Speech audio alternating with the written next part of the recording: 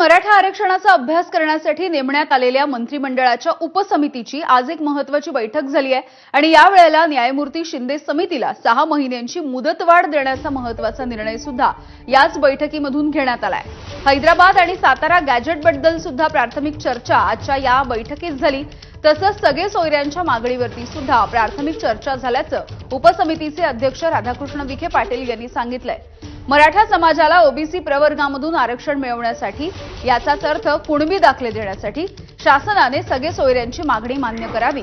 तसंच हैदराबाद आणि सातारा गॅजेट तात्काळ लागू करावं अशा जरांगे पाटील यांच्या मागण्या।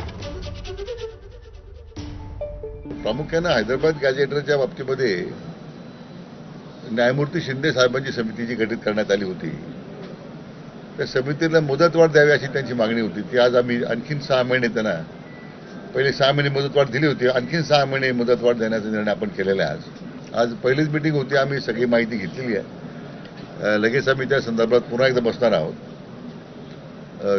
सर्वांची भूमिका सकारात्मक आहे, पण पुन्हा एकदा महायुती सरकार आल्यानंतर 10% आरक्षण द्यायचा निर्णय झाला आणि अद्याप ते आरक्षण आता मान्य सर्वोच्च न्यायालयात टिकून आहे।